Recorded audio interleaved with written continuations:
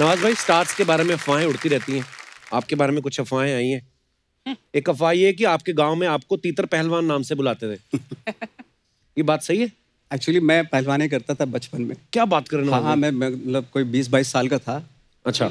तो मुझे अखाड़े में डाल दिया था मेरे फादर ने, लेकिन मैं बहुत पतला दुबला था। अच्छा। तो जब मैं अखाड़े में कंपटीशन के लिए जाता था तो मेरा फैसला 1 मिनट में हो जाता था। ज्यादातर मैं पिट के ही आता था, या तो मुझे मार देता था, या 1 मिनट में दाव में बहुत अच्छा था मैं। अच्छा, हाँ। या तो मैं दाव मार के उसको पटक देता था, या मैक्सिमम तो मैंने 90% हारी हैं कुश्तियाँ। और फिर तुम्हारे पिताजी वापस तुम्हें अखाड़े में डाल देते थे?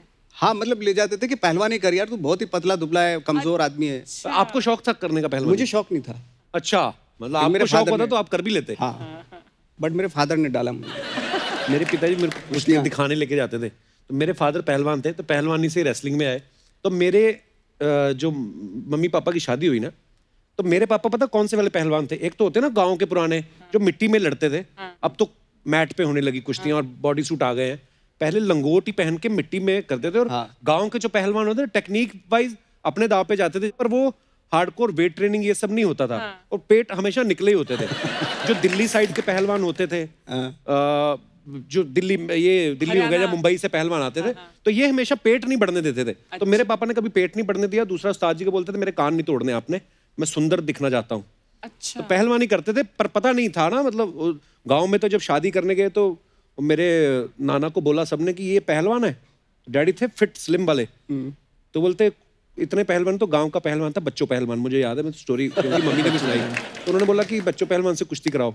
तो मेरे डैडी को उतरवा के सेहरे वहरे लंगोट पहनवाया शादी के वक्त। हाँ, शादी के वक्त। उस समय तो ये एंटरटेनमेंट ही होता था। तो वही, पर वो फैसला 1 मिनट में हुआ डैडी कहते, क्योंकि वो पहलवान जो था ना वो वैसे ही फैला हुआ था।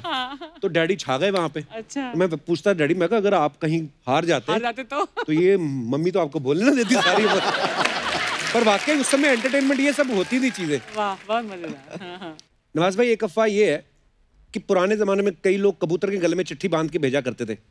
आपने इससे इंस्पायर होके पतंग में लव लेटर बांध के लड़कियों के छत पे गिराए हैं। लड़कियों के? लड़की के? एक लड़की के। अच्छा, एक ही लड़की के पतंग से बांध के? पतंग से बांध के। तो गिरी पतंग पूरी टिकाने पे? नहीं, जब हवा होती थी तभी करते थे हरकत हम। हाँ, कि पतंग में मतलब चिपका के लेटर और भेज दिया उसकी बालकनी पे, लेकिन फिर 8 दिन वेट करना पड़ता था क्योंकि हवा किसी दूसरी साइड की हो जाती थी।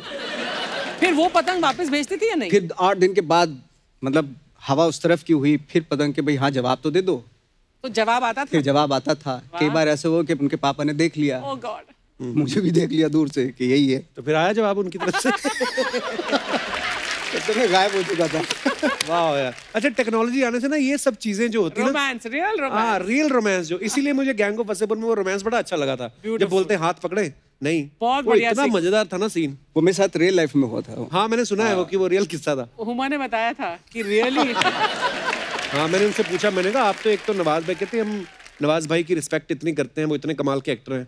मैंने कहा आपने नवाज भाई बोल के सीन से ठीक पहले उनके अंदर का शाहरुख खान ही मार दिया। वो तो अच्छे एक्टर हैं, ये फिर भी कर गए। और कोई एक्टर को आदमी भाई साहब बोल के भाई बोले तो फिर भी वो सीन कहाँ से होगा? पर कमाल था सर वो। भाई, एक अफवाह ये है कि माँ बाप बच्चों को झूठ बोलने पे डांटते हैं, पर आपके घर में उल्टा था। पापा जी काफी झूठ बोल जाते थे आपसे कभी कभी, है? बहुत बोलते थे। हाँ। क्या क्या बोलते थे आपको? एक्चुअली हमारा दिल्ली के पास है हमारा गाँव जी, तो दिल्ली उनका आना जाना होता था। मैंने दिल्ली आप जाते हो, बहुत जाते हो, मतलब रीज़न क्या है जाने का? तो बोलते यार मैं जाता हूँ, पार्लियामेंट जाता हूँ मैं पार्लियामेंट जाता हूँ। और जब बच्चन साहब जो है नए नए MP हुए थे, नए। अच्छा, MP। तो मैंने कहा वो तो वहाँ पे बच्चन साहब भी मिलते होंगे? बोला हाँ, मिला मैं उनसे। और मैंने पूछा उनको, वो काफ़ी मोटे हो रहे थे। मैंने भाई हेल्थ वेल्थ का ख्याल रखो, ये क्या है? अरे भाई क्या बोले नवाब साहब, पॉलिटिक्स में आने के बाद ये सारी चीज़ें जो है हो जाती है। पूरा सुनाते थे? हाँ, पूरा सुनाते थे वो। बाद में मैंने कहा लेके चलो ना मुझे भी दिल्ली। हाँ, बोले तू रहने दे, छोड़, क्या करेगा तू? मैंने चलो ना, आपकी इतनी बड़ी मतलब पार्लियामेंट में जान पहचान है, सबसे मिलते हो। हाँ, बच्चन साहब से भी मिलते हो, आप लेके चलो ना। तो बोले ठीक है चल। अच्छा। तो लेके गए मुझे। 2 बसें बदलनी पड़ती थी हमें दिल्ली तक, 4 घंटे का रास्ता था। जैसे दिल्ली आता था वो सहम जाते थे। ओह, हाँ, मतलब डरते थे वो बहुत।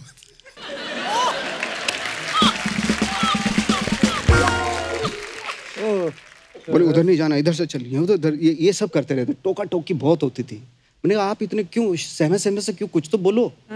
बोलते नहीं थे, नहीं नहीं नहीं ये लोग ठीक लोग नहीं है, ये लोग तो क्या तुम्हारी क्या उम्र थी उस टाइम जब तुम दिल्ली गए? होगी कोई 15-16 साल का होऊंगा इधर। अच्छा। अजय, मैं पहली बार सबसे पहले गया था यूरोप में, कहीं गया था मैं शूटिंग के लिए।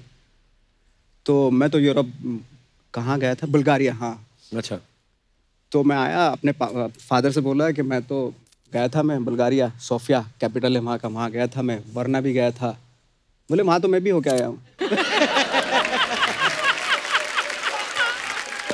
आप कब गए थे? मैं गया था, मैं गया था, और बहुत अच्छा एरिया है वो। बोला सड़कें बहुत अच्छी, साफ सफाई बहुत है वहाँ पे। मैंने कहा आप अपने पासपोर्ट दिखाओ। बोले पासपोर्ट तो दे अभी रखा होगा। तब मुझे पहली बार पता चला कितना झूठ बोलते हैं। ओह सो स्वीट, दैट इज। भाई एक अफवाह आपके बारे में ये है कि सुबह 5 से 7 आप अपने घर की बालकनी में आते हो और अपुनिच भगवान है बोल के आशीर्वाद देते हो। ये कभी नहीं मैंने कहा। अपुनिच भगवान। इसी के साथ ही अफवाहें समाप्त हुई। बहुत बहुत धन्यवाद।